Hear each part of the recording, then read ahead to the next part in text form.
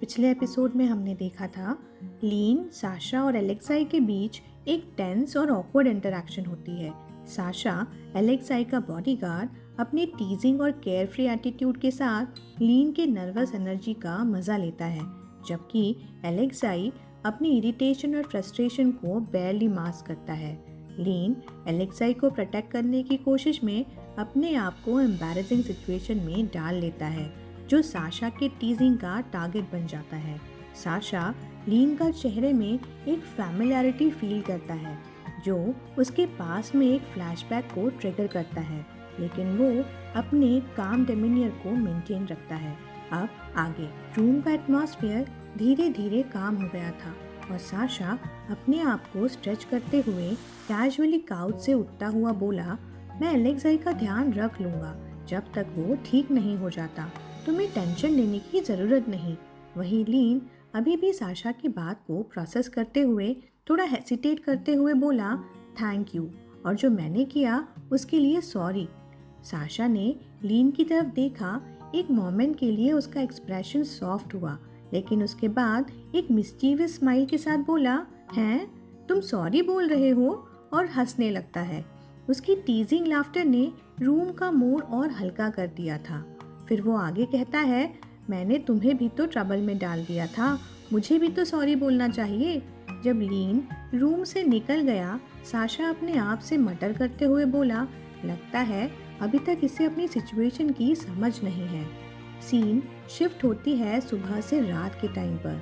Time आगे बढ़ता है और सीन एलेक्साई के रूम पर फोकस होता है, जहाँ एलेक्साई काउच पर बैठा था।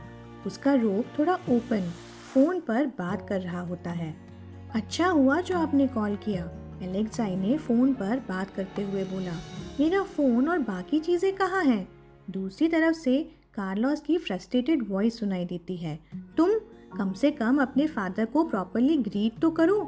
एलेक्सिस अपनी क्लासिक नो नॉनसेंस टोन में आंख रोल करते हुए बोला, मुझे चिट चैट करना पसंद नहीं है, बस सवाल का जवाब दे दो।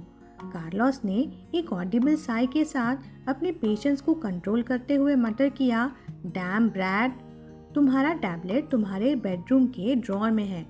कॉर्नर में खड़ा साशा क्वाइटली एलेक्सिस के डेमिनियर को ऑब्जर्व कर रहा था। एलेक्सिस ने एक सिंपल नॉड के बाद साशा स्विफ्टली ड्रॉअर की तरफ चला गया। मिल गया? एलेक्सिस ने बिना ऊपर देखे कैजुअली पूछा। साशा ने एक बॉक्स उसके हाथ में देते हुए एक सिंपल यस बोला। जैसे ही एलेक्साई ने बॉक्स खोला, उसकी नीली आंखें एकदम से नैरो हो गईं। बॉक्स के अंदर बाकी चीज़ों के साथ एक एलिगेंट सा रिंग बॉक्स भी था। ये तो मेरा नहीं लगता, एलेक्साई ने सॉफ्टली बोला, बॉक्स को क्लोजली इंस्पेक्ट करते हुए। फिर एक टीजिंग टोन में बोला, क्या तुमने किसी से शादी करने का प्लान बना लिया है? फोन की दूसरी तरफ कार्लोस का कार्टून वाला अवतार एकदम रेड हो गया था, जैसे उसका गुस्सा एक्सप्लोड होने वाला हो। What do you mean? Box में एक रिंग है, एलेक्साई कामली बोला, अपने फादर के ओवर रिएक्शन को इग्नोर करता हुआ। फोन की दूसरी तरफ से कार्लोस की टीजिंग वॉइस आई, हाँ वो तुम्हारी वेडिंग रिंग है। एलेक्साई की आईज एक मोमेंट के लिए ट्विच हुई और गुस्सा उसके अंदर सर्च करता गया। फक! वो जोर से चिल्लाया, बॉक्स को एक फोर्सफुल थ्रो के साथ रूम की दूसरी तरफ फेंकते हुए। तुमने ये मेरे स्टफ के साथ क्यों रखा? एलेक्सिस फोन पर चिल्लाकर कहता है, गुस्सा भरी आवाज में। कार्लोस का रिस्पॉन्स बिल्कुल रिलैक्स और कैजुअली अम्यूज था, क्योंकि ये तुम्हारा है, बट मैंने ये कभी नहीं खरीदी। एलेक्सिस फोन को टाइटली पकड़ते हुए स्नैप करता है। दूसरी तरफ हम कार्लोस को देखते हैं, जिसका फोन पर एलेक्सिस के साथ कन्वर्सेशन और हीटेड होता जा रहा था। कार्लोस फ्रस्ट्रेटेड टोन में एलेक्सिस को इंस्ट्रक्ट करने की कोशिश करता है, अपना ये एटीट्यूड बंद करो, पहनो उसे, अब तुम मैरिड हो, बाहर जाके एक सिंगल मैन की तरह एक्ट मत करो। एलेक्सिस की आइसी ब्लू आईज और डार्क हो गई। फोन उसने अपने हाथ में इतना टाइटली पकड़ा था कि लग रहा था कि अभी तोड़ ही डालेगा। नो वे, वो स्नैप करते हुए बोलता है।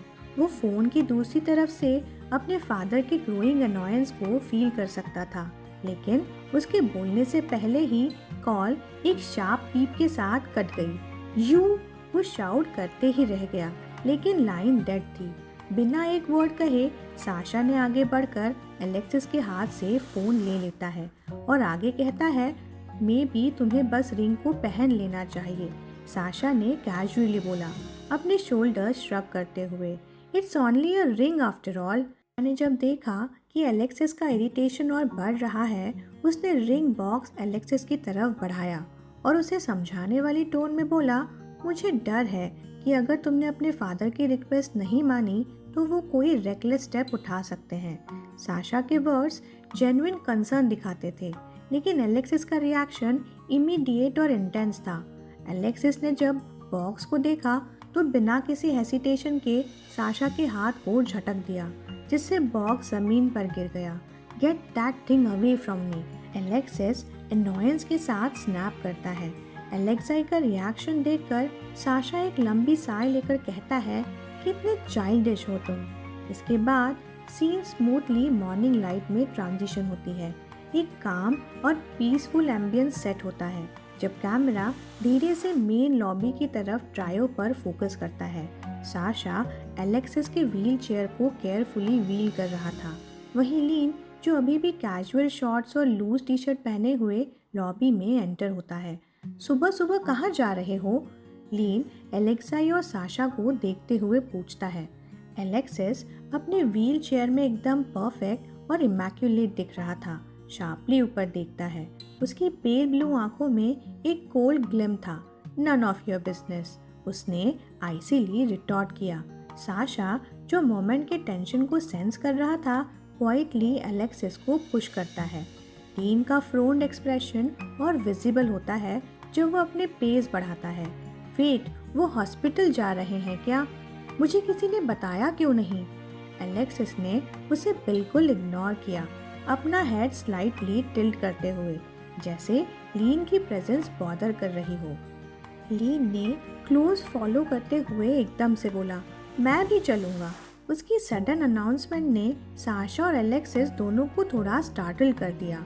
एलेक्सिस ने जोर से चिल्लाकर कहा, कोई ज़रूरत नहीं है। मूव फास्टर साशा, एलेक्सिस ने फ्रस्ट्रेशन के साथ ऑर्डर किया। साशा थोड़ा रुकता है।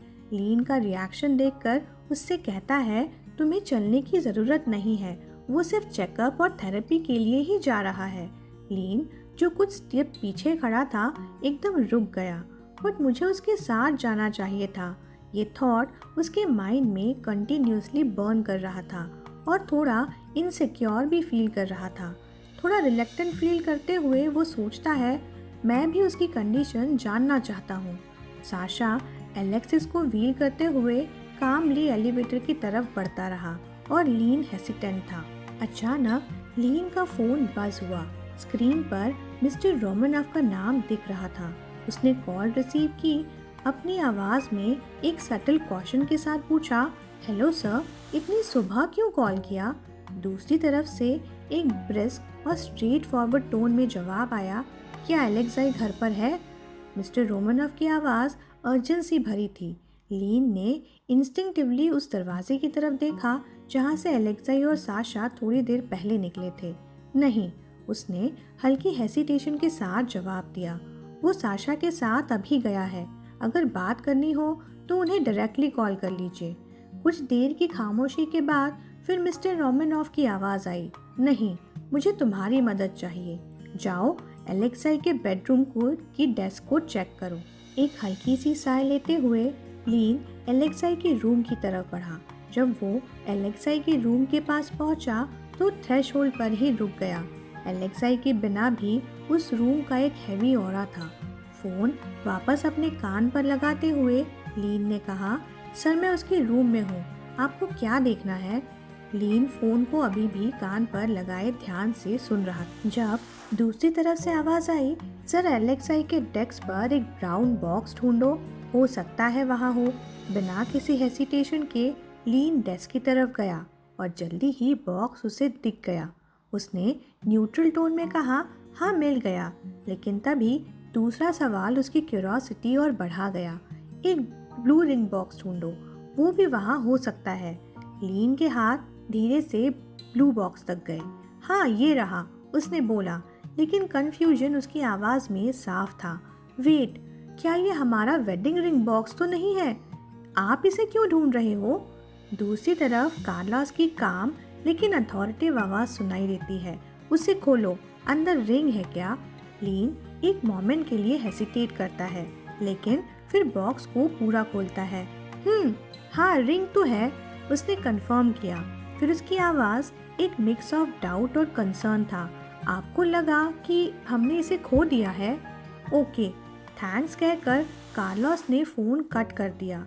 लीन अपने फ़ोन की स्क्रीन को देखते हुए एक अजीब सी कंफ्यूजन में था। कितना वियर्ड है, उसने हल्की आवाज़ में कहा, फ़ोन को नीचे रखते हुए। उसके दिमाग में कार्लोस के सडन रिक्वेस्ट की वजह इको हो रही थी। सुबह सुबह बस रिंग के बारे में पूछने के लिए कॉल किया, उसने अपने आप से बोला। एलेक्साई के सुबह वाले स्टर्न वर्ड्स उसके दिमाग में फ्लैश होते हैं और वो सोचता है, क्या एलेक्साई को इस रिंग के बारे में पता था? शायद वो इसे पहनना नहीं चाहता। दूसरी तरफ एलेक्साई और साशा हॉस्पिटल में होते हैं। एलेक्साई की पियर्सिंग ब्लू आंखों में एक रिस्ट्रेन बोर्डम दिखाई देता है जब उसने साशा को कैजुअली वेव करके रेस्टरूम जाने के लिए अलाउ किया। रूम में अकेला रहकर एलेक्साई की नज़र इधर उधर भटक रही थी। तभी उसने अपने पीछे कुछ विस्पर्स सुनाई पड़ती हैं। अरे ये तो टीवी वाला लड़का है ना? टीवी की हल्की सी आवाज़ उसका ध्यान खींचती है। टीवी पर एंकर एक बड़ी न्यूज़ अनाउंस कर रही थी। आज की बड़ी खबर, रोमानॉव फैमिली से एक शॉकिंग अनाउंसमेंट सामने आई है। रोमानॉव का नाम सुनते ही एलेक्साई का पोस्चर सडनली स्टिफ हो जाता है। एंकर ने कंटिन्यू किया, कार्लोस रोमानॉव एल्बर, रोमानॉव कंपनी के ओनर ने ऑफिशियली अनाउंस किया है कि उनका बेटा टेरेनो फैमिली के सबसे छोटे ग्रैंड चाइल्ड से शादी कर चुका है। एलेक्साई की ब्रोज डिसबिलीव से फ्लिकर हुई। अपने जॉज को क्लेंच करते हुए वो जोर से चिल्लाया, what the dot dot dot. दूसरी तरफ लीन के अपार्टमेंट में एक बेचैन साइलेंस के बीच उसका फ़ोन बज करने लगा, उसके स्कैटर्ड थॉट्स को तोड़ते हुए। स्क्रीन पर डोमिनिक का नाम फ्लैश हुआ। जैसे ही उसने मैसेज अनलॉक किया, उसका एक्सप्रेशन स्टिफ हो गया। मैसेज में लिखा था, लीन ये क्या है? कब से तुम्हारा कार्लोस रोमानॉव के बेटे के साथ रिलेशनशिप है? उसने स्क्रॉल करके और डिटेल्स पढ़ी। न्यूज़ हेडलाइन स्क्रीन पर फ्लैश होने लगे जो उसके कन्फ्यूजन को और बढ़ा रही थी। एक हेडलाइन थी, कार्लोस रोमानॉव एल्बर ने अपने बेटे की शादी अनाउंस की जो कुछ टाइम से मिसिंग था। दूसरी हेडलाइन थी, एक डोमिनेंट कैसानोवा ने अपने मेट को फाइनली ढूंढ लिया और अफवाह है कि वो अपने लवर के साथ भाग गया था क्योंकि उसके फादर का आशीर्वाद नहीं था। और तीसरी हेडलाइन थी, एलेक्साई डिमित्री रोमानॉव जो अपने फादर का सक्सेसफुल फुटस्टेप्स फॉलो करते हुए एक यंग बिजनेसमैन के तौर पर उभरा, अपने सीक्रेट मैरिज की शॉकिंग न्यूज़ के साथ वापस आया है। लीन का शॉक का लेवल और बढ़ जाता है जब उसका दिमाग हेडलाइन प्रोसेस कर रहा होता है। उसकी आंखें डिसबिलीफ और एंजाइटी से और बड़ी हो जाती हैं। ये सब क्या है? वो हल्के से पैनिक वॉइस में बोलता है। तभी पीछे से एलेक्सिस की श्रिल आवाज़ इरप्ट होती है, you little rat, get your S here. ये शाउट इतनी लाउड होती है कि लीन एकदम से स्टार्टल्ड हो जाता है और फ़ोन गिरते गिरते बजता है। ओह होली मोली, वो एक्सक्लेम करता है, अब मैंने क्या कर दिया? वो सोच में पड़ जाता है। लीन अपने रूम की तरफ तेजी से भागा। उसका दिमाग उस टेरिफाइंग टोन को बार बार रिप्ले कर रहा था। मैं उससे मिलने का सोच भी कैसे सकता हूँ? उसकी आवाज़ ही इतनी डरावनी थी। जब लीन अपने रूम के पास पहुँचा, तुरंत अंदर घुस के दरवाज़ा बंद कर देता है। डोर के अगेंस्ट लीन करते हुए अपनी फ्रैंटिक ब्रीदिंग को स्टडी करने की कोशिश करता है, लेकिन उसका एक पल का सुकून ज़्यादा देर तक नहीं रहा। एक लाउड बैंग ने दरवाज़ा हिलाया। लीन एकदम से फ्लिंच कर गया। बाहर आओ, मैं तुम्हें बुला रहा हूँ। दरवाजे के दूसरी तरफ से एलेक्साई की रोर आई, जिसने उसके कोर तक को हिला दिया था। फिर एक और बैंग, दरवाज़ा जोर से हिला और इस बार आवाज़ और भी हार्श थी। क्या तुम बहरे हो? मुझे पता है कि तुम अंदर हो। ये कमांड इतनी फेरोशियस थी कि लीन के स्पाइल तक चिल्स चले गए थे। मुझे टीवी के न्यूज़ से कोई लेना देना नहीं है, उसने स्टैमर किया। उसकी आवाज़ डेस्परेशन से भरी हुई थी। आपको अपने फादर से ये सब पूछना चाहिए। मैं भी उतना ही शौक था जितना आप जब आपने वो न्यूज़ देखी, लीन ने कन्फ्यूजन और प्लीडिंग के साथ कहा। दूसरी तरफ एलेक्साई ने अपने व्हीलचेयर के आर्म रेस्ट को टाइटली पकड़ रखा था। उसकी आवाज़ एक डेंजरस एज के साथ गूंजी। मुझसे झूठ बोलने की हिम्मत मत करना। तुम और वो मिलके ये कर रहे हो। ऐसा हो ही नहीं सकता कि तुम्हें उसके प्लान्स का पता ना हो।